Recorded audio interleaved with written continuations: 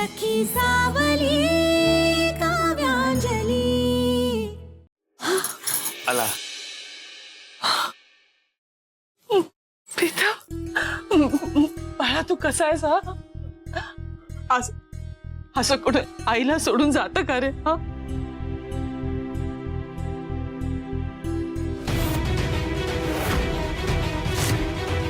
प्रीतम, तुझ्या हातातून रक्त कसं येतंय? तुझ्या हाताला काय झालंय? रक्त केवढं येतंय? कसं लागलं? काय झालं? दुखतंय का? हे बघ, मला कळतंय रे, तुला धक्का बसलाय त्या मुलीमुळे. तू मधुरा, आता त्याबद्दल काहीच बोलू नकोस प्लीज. हा,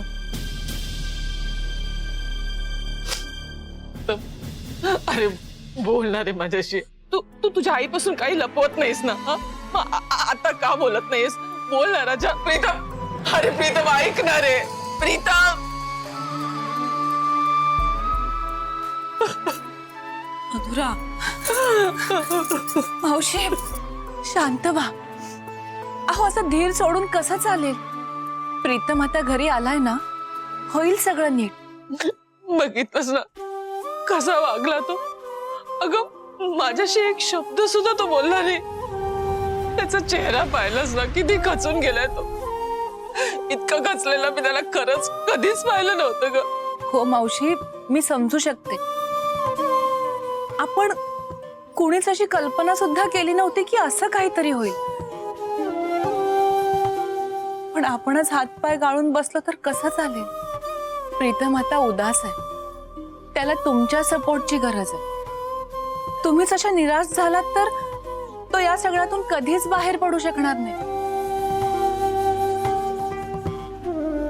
हे बघा मावशी, तुमच्यावर प्रीतमवर आघात झालेत मला मान्य आहे, पण म्हणून काय सगळं संपलंय असं मानायची गरज नाहीये. जे काही वाईट घडायचं होतं ते घडून गेलं. इथून पुढे सगळं चांगलंच घडणार. आणि आपल्या घरातले सगळे आहेत ना तुमच्या पाठीशी. आजपर्यंत प्रत्येक अडचणीमध्ये आपण खंबीरपणे एकमेकांबरोबर उभे होतो. इथून पुढेही असू, आपण सगळे मिळून प्रीतमला यातून बाहेर काढू.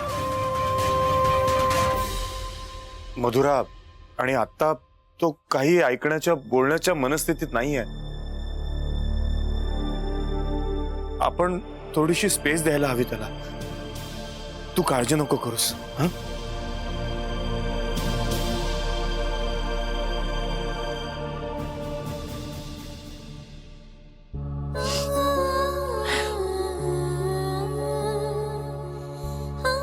अंजली बाळा, खरंच तुझे खूप आभार आहेत ग. तू आधी माझ्या प्रीतमला आगीतून वाचवलंस.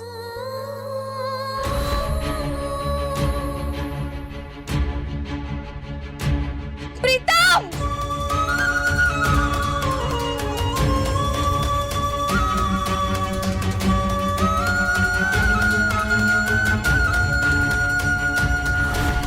आणि आता आता तुझ्यामुळे माझा प्रीतमला परत मिळाला ग.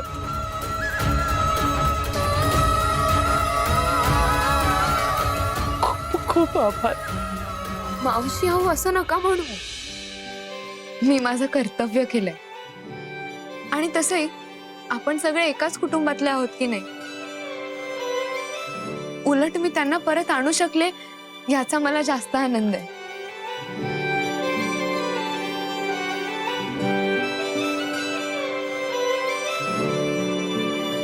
आणि त्यांना समोर बघून तुमच्या डोळ्यात जे समाधान दिसलं ना, ते बघून माझ्या प्रयत्नांचं सार्थक झालं.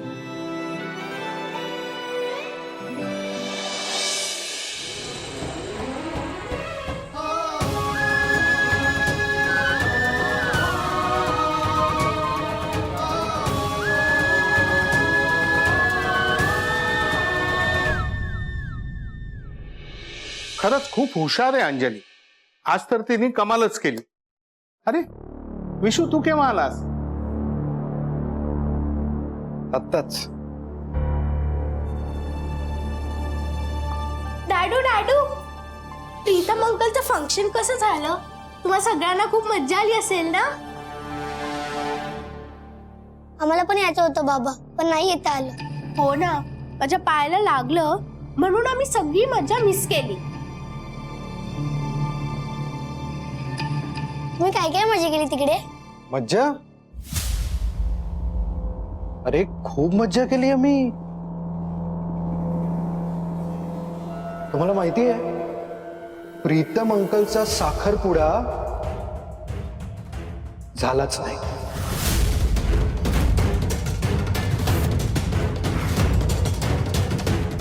झालाच नाही म्हणजे?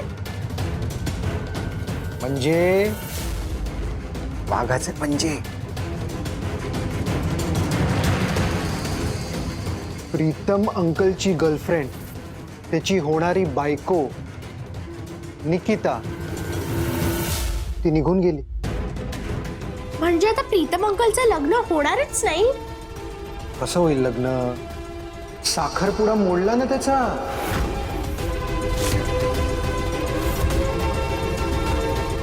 विशू, तू तुझ्या मुलांशी बोलतोयस, जरा नीट भाषेत बोल. तिथं जे काय घडलंय त्याचा आनंद घेत बोलू नकोस. खरं सांगतोय, जे झालं तेच सांगतोय ना आई. प्राचू, निमिष, अभ्यास राहिला ना तुमचा? चला आत, अभ्यास करा. लगेच निघालीस? लगेच निघतेस का? तुझ्या लाडक्या धीराबद्दल कौतुक करतोय, ऐकवत नाहीये ना? अगं पण सत्य आहे, बदलणार नाही.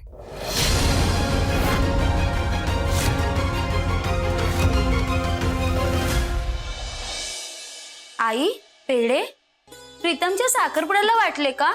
मला कसं नाही कळलं? आई, तिकडून अख्खा पुडा उचलून आणलास की काय? गधडे, अक्कल आहे तुला? साखरपुड्याचे पेढे नाही येथे, साखरपुडा मोडल्याचे पेढे. म्हणजे तू स्वतः विकत आणलेत. तू कधी काय करशील ना? बरं थांब, आता मला आधी नैवेद्य दाखवून घेऊ दे. हा. देवा, मी जसं म्हणलं होतं, प्रीतमचा साखरपुडा मोडू दे, अगदी तसंच झालंय. त्यासाठी हे पेढे, आणि इथून पुढे सगळं चांगलं व्हावं यासाठी माझी आशू कडक उपवास करेल. उपवास? आणि मी? हो, तू, आणि तेही निर्जळी. आई, मी काय करणार नाहीये उपवास बिपवास. प्रीतमचा साखरपुडा मोडल्याचा आनंद आहे, पण त्यासाठी उपवास? अगं आशू,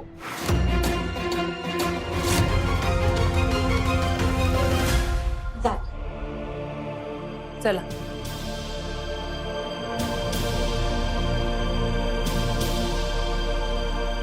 तर मग झालं असं. पुरे, तो विषय नकोय आता. का नको बाबा?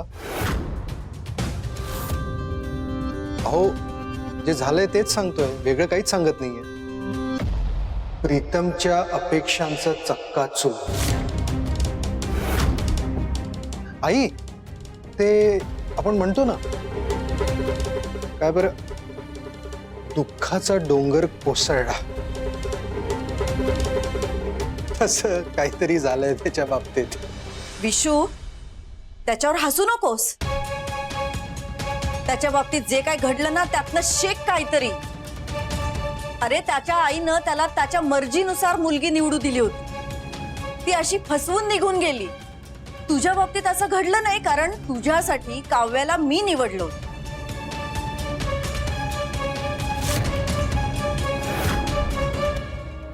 काढलाच पुन्हा तो विषय. तिने नाही, तू काढलाय.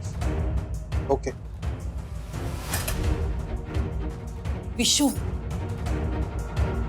बाळा, आपल्या मुलांसाठी काय चांगलं काय वाईट ह्या आई वडिलांना जास्त कळतं. मुलं आकर्षणाला भुलतात, मोहमायेत अडकलेली असतात, डोळ्यावर पट्टी बांधलेली असते त्यांच्या. पण आई वडिलांनी 4 पावसाळे जास्त बघितलेले असतात. आपल्या मुलासाठी काय सर्वोत्तम आहे याचा विचार करून निर्णय घेतात आणि तोच निर्णय योग्य ठरतो. आई तू काही म्हण, तुझा लाडका भाचा जरा जास्तच हवेत उडत होता. एका फटक्यात खाली पडलाय तो. ही प्रीतमच्या डाउनफॉलची सुरुवात आहे. अब आगे आगे देखो होता है क्या.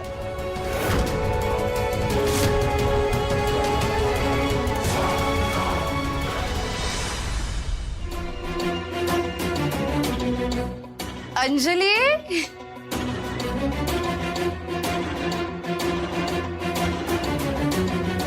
हे घे. खा पेढा. प्रीतमचा साखरपुडा मोडला की नाही त्याचा हा पेढा. आता आपल्या आशूसाठी अजूनही संधी आहे.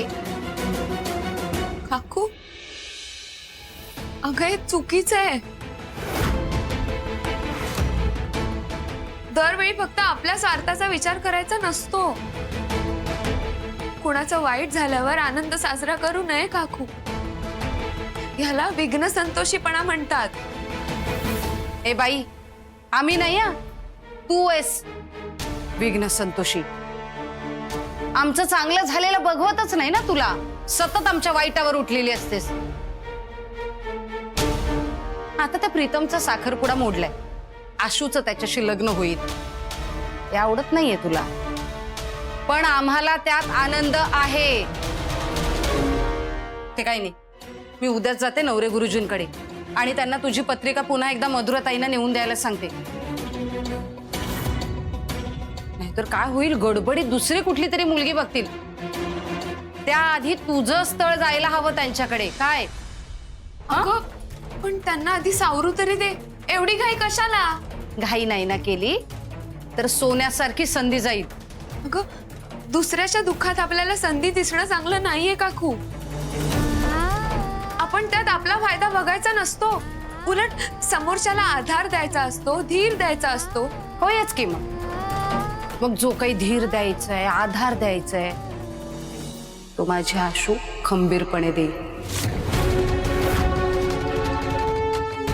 चल ये.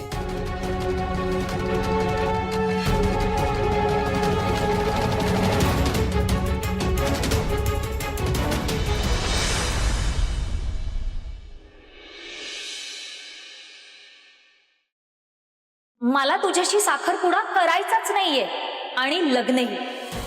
I am breaking up with you. I am breaking up with you. I am breaking up with you. I am breaking up with you.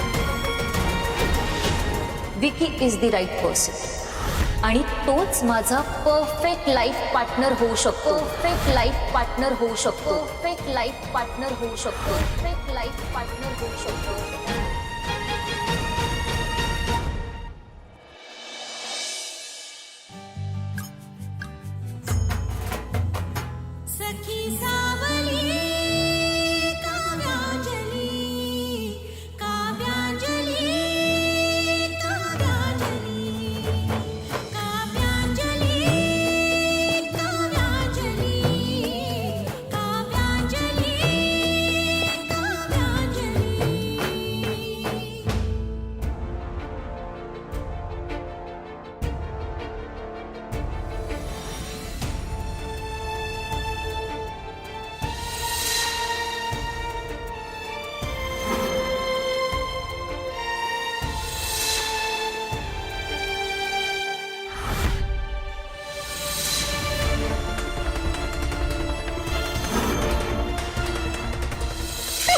I love you Pritam.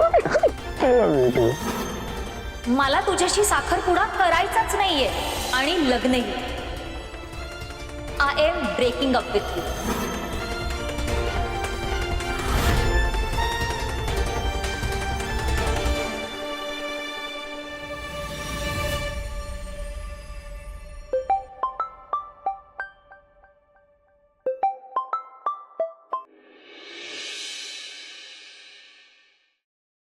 बोल लाडू.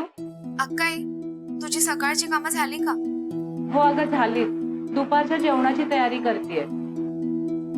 लवकर स्वयंपाक करून प्रीतमच्या घरी जाऊन यायचं होतं. हा, मलाही त्याबद्दल विचारायचं होतं म्हणून फोन केला. अक्काई, कसे आहेत ते आता? तुझं काही बोलणं झालं का मधुरा मावशींची? हो अगं, आत्ताच आईंना त्यांचा फोन आला होता. प्रीतम अजून सावरलेला नाहीये असं म्हणत होत्या त्या. पण लाडू, तुझ्यामुळे कालचं टेन्शन दूर झालं. तू जर प्रीतमला शोधून आणलं नसतंस ना, तर सगळ्यांचीच काळजी वाढली असती. तर राहू दे का अक्काई, त्यावेळी मला जे सुचलं ते मी केलं.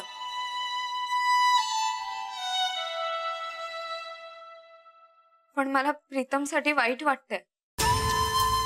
त्यांना जो धक्का बसलाय ना, तो खूप मोठा आहे.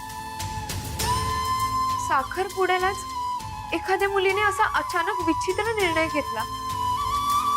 कोणालाही धक्का बसणारच.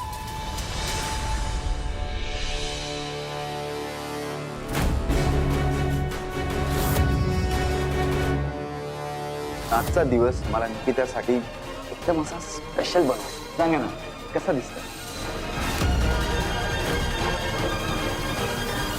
अगं, त्याच तर जास्त वाईट वाटतंय लाडू.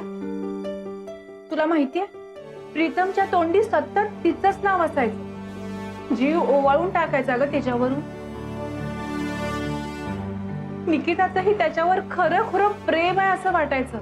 त्याच्यासाठी वेडी आहे असं वाटायचं आम्हाला. पण ती वेडी नाहीये, स्वार्थी आहे. हे कळायला जरा उशीरच झाला.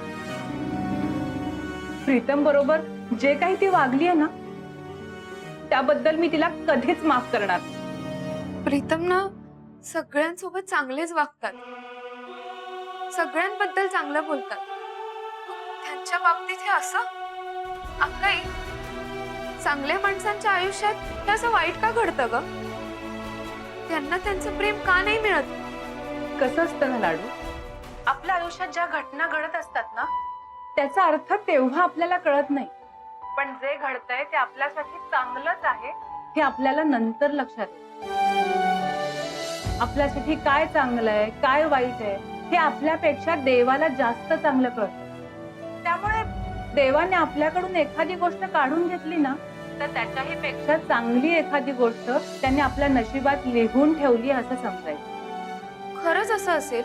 अगं हो, असंच असणार बघ. प्रीतमच्या आयुष्यात निकितापेक्षाही कितीतरी पटीने चांगली मुलगी देवाने लिहून ठेवलेली असणार, जी त्याला लवकरच मिळेल. भाऊ,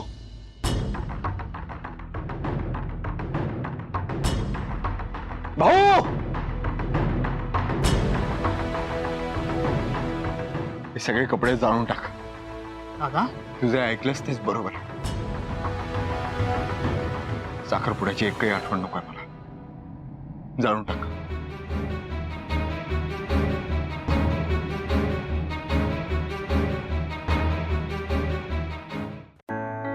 अक्काई, तुला एक सांगायचं राहिलं. मी ना प्रीतमसाठी एक गिफ्ट तयार केलं होतं. काय माहिती? काय? एक छानशी कविता. त्यांच्या आयुष्यात असं सगळं छान घडत होतं ना, त्यावरची कविता होती.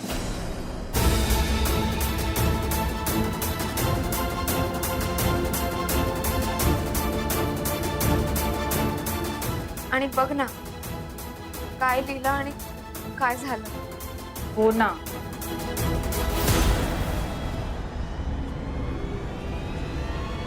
तू म्हणतेस ना, तसं खरंच त्यांच्या आयुष्यात एखादी चांगली मुलगी येऊ दे.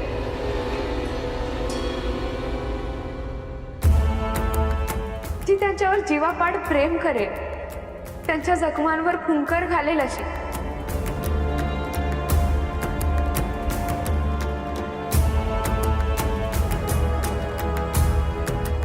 म्हणजे या धक्क्यातून ते लवकरात लवकर सावरतील.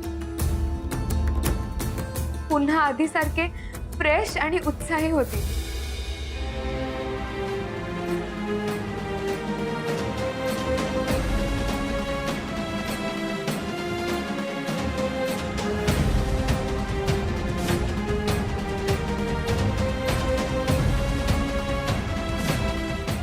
देवाच्या कृपेने तुमच्याकडे सगळंच आहे.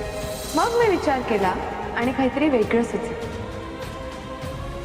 मी कविता लिहिली तुम्हा दोघांसाठी. लाडू, प्रीतमसाठी कोणती खास कविता केली होतीस तू? म्हणून दाखव ना.